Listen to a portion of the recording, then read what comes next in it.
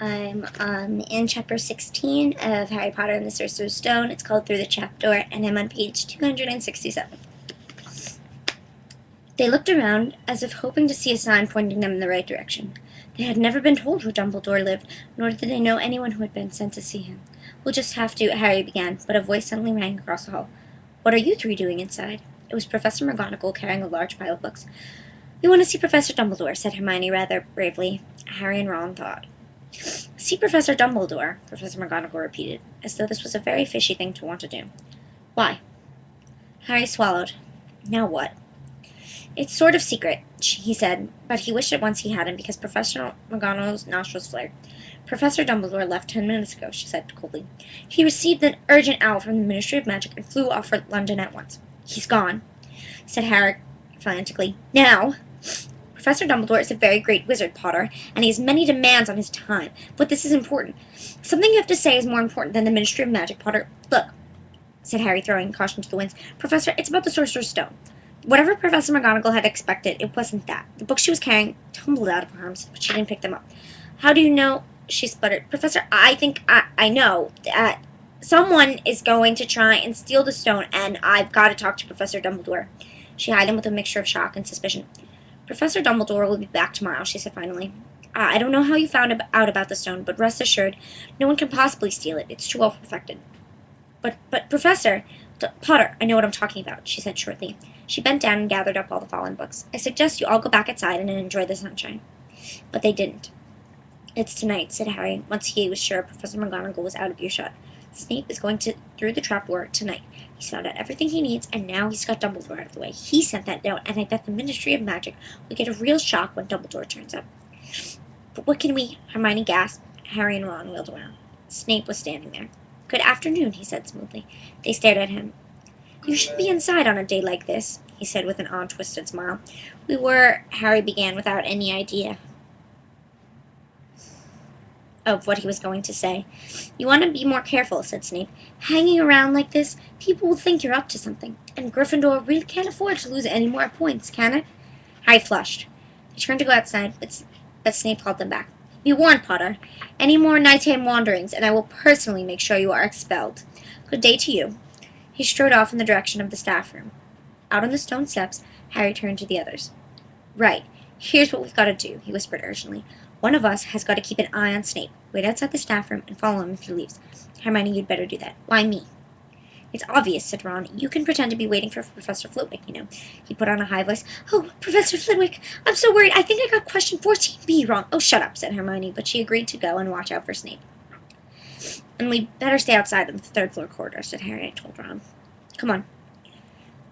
But that part of the plan didn't work. No sooner had they reached the door separating Fluffy from the rest of the school than Professor McGonagall turned up again, and this time she lost her temper. "I suppose you're thinking hard to get past in a patch of enchantments," she stormed. "Enough of this nonsense, and if I hear you come anywhere near it again, I'll take another 50 points from Gryffindor. Yes, Weasley, from my own house." Harry and Ron went back to the common room. Harry had just said, "At least Hermione's on Snape's tail," when the portrait of the fat lady swung open and Hermione came in. "I'm so sorry, Harry," she wailed. "Snape came out and asked me what I was doing, and I said I was waiting for Flitwick, and Snape went to get him, and I've only just got away. I don't know where Snape went." "Well, that's it, isn't it?" said Harry. The other two stared at him. He was pale and his eyes were glittering. "I'm going out of here tonight, and I'm going to try and get the stone first." "You're mad," said Ron. "You can't," said Hermione. "After what McGonagall and Snape have said, you'll be expelled." "So what?" Harry shouted. "Don't you understand? If Snape gets a hold of the stone, Voldemort's coming back. Haven't you heard what it's like when he was trying to take over? There won't be any Hogwarts to get expelled from. He'll flatten it or turn it into school for the dark arts. Losing points doesn't matter anymore, can't you see? Don't you think he'll leave you and your families alone if Gryffindor wins the House Cup? If I get caught before I get to the stone, well, I'll have to go back to the Dursleys and wait for Voldemort to find me there. And it's only dying a bit later than I would have, because I'm never going over to the dark side. I'm going through their trapdoor tonight, and nothing you two can say is going to stop me. Voldemort killed my parents, remember?" He glared at them. "You're right, Harry," said Hermione in a small voice.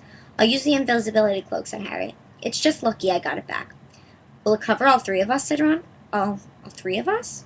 "Oh, come off it. You don't think we're going to let you go alone?" "Of course not," said Hermione briskly. "How do you think you'd get the stone without us? I'd better go and look through my books. There might be something useful. But if we get caught, you two will be expelled too." "I'll be there in a second." "Not if I can help it," said Hermione grimly. Flitwick told me a secret that I got 112 points on his exam. They're not throwing me out after that. After dinner, the three of them sat nervously apart in the common room. Nobody bothered them. None of the Gryffindors had anything to say to Harry anymore, after all. This was the first night he hadn't been upset by it. Hermione was skimming through all her notes, hoping to come across some of the enchantments they were about to try and break. Harry and Ron didn't talk much. Both of them were thinking about what they were about to do. Slowly, the room emptied as people drifted off to bed. "Better get the cloak," Ron muttered as Jordan finally left, stretching and yawning. Harry ran upstairs to the dormitory. He pulled out the cloak, and his eyes fell on the flute that Hagrid had given him for Christmas. He pocketed it to use on Fluffy. He didn't feel much like singing. He ran back down to the common room.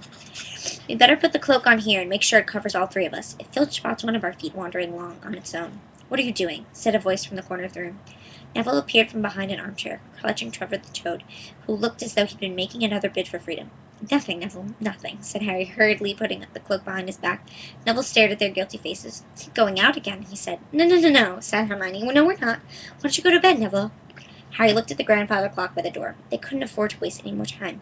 Snape might even be playing Fluffy to sleep. "You can't go out," said Neville. "You'll be caught again. Gryffindor will be even more trouble." "You don't understand," said Harry.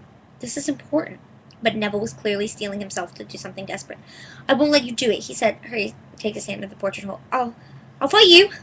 "Neville," Ron exploded, "get away from that hole, and don't be an idiot." "Don't you call me an idiot," said Neville. "I don't think you should be breaking any more rules, and you're the one who told me to stand up to people." "Yeah, but not to us," said Ron in exasperation. "Neville, you don't know what you're doing." He took a step forward, and Neville dropped Trevor the Toad, who leapt out of sight.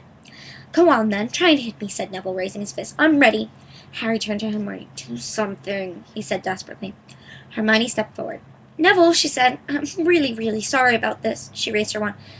"Petrificus Totalis!" she cried, pointing it at Neville.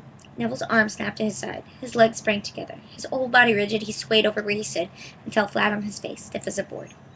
Hermione ran to turn him over. Neville's jaws were jammed together so he couldn't speak. Only his eyes were moving, looking at them in horror. "What have you done to him?" Harry whispered. "It's the full body bind," said Hermione. "Oh, Neville, I'm so sorry." "We had to, Neville. No time to explain." "You'll understand later, Neville," said Ron as they stepped over him and pulled him inside their invisibility cloak. But leaving Neville lying motionless on the floor didn't feel like a very good omen. In their nervous state, every statue's shadow looked like Filch. Every distant breath of wind sounded like Peeves swooping down on them. At the foot of the first set of stairs, they spotted Mrs. Norris near the top. "Oh, let's kick her just this once," Ron whispered in Harry's ear, but Harry shook his head.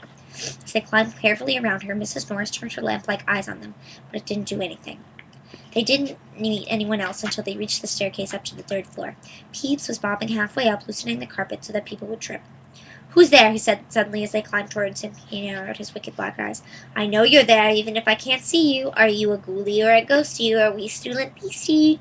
He rose up the air and floated there, squinting at them. "Should call Filch, I should, if something's a creeping around unseen."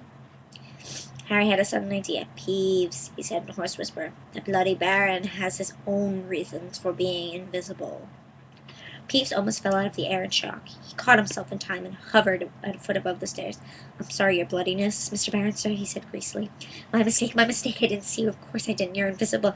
Forgive so Peasy for his little jokes. "I have business here, Peeves," croaked Harry. "Stay away from this place tonight." "I will, sir. I most certainly will," said Peeves, rising up in the air. "Hope your business goes well, Baron. I will not bother you." And he scooted off. "Brilliant, Harry," whispered Ron.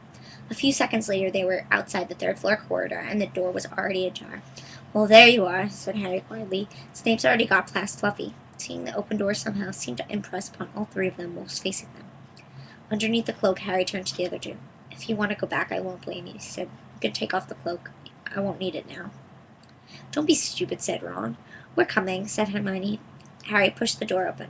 As the door creaked, low, rumbling growls met their ears. All three of the dogs' noses sniffed madly in their direction, even though they couldn't see them. "What's that at his feet?" Hermione whispered. "It looks like a harp. Snape must have left it here. It must wake up the moment you start playing. Well, here it goes." He put Hagrid's flute to his lips and blew. It wasn't really a tune, but from the first note the beast's eyes began to droop. Harry hardly drew breath. Slowly the dog's growls ceased. It tottered on its paws, fell to its knees, and then slumped to the ground fast asleep. "Keep playing," Ron warned to Harry as they slipped out of the cloak and crept towards the trapdoor. They could feel the dog's hot, smelly breath as they approached the giant heads. "I think we'll be able to pull the door open," said Ron, peering over the dog's back. "Want to go first, Hermione?" "No, I don't," All right, Ron gritted his teeth and stepped carefully over the dog's legs. He bent and pulled the ring of the trapdoor, which one opened. What can you see? Hermione said anxiously. It's nothing, just black. There's no way of climbing down. You just have to drop. Harry was still playing at the fruit, waved at Ron to get his attention and pointed at himself. You want to go first? Are you sure? I don't know how deep this thing goes. Give the flute to Hermione so she can keep him asleep. Harry handed the flute over. In a few seconds of silence, the dog growled and twitched, but the moment Hermione began to play, he fell back into its deep sleep. Harry climbed over it and looked down through the trapdoor. There was no sign of the bottom. He lowered himself through the hole until he was hanging by his fingertips. Then he looked up at Ron and said, If anything happens to me, don't follow. Go straight to the owlery and send Hedwig to Dumbledore, right? Right, said Ron. See you in a minute, I hope. And Harry let go. Cold, damp air rushed past him as he fell down, flump! With a funny, muffled sort of thump, he landed on something soft. He sat up and felt around, his eyes not used to the gloom. It felt as though he was sitting on some sort of plant.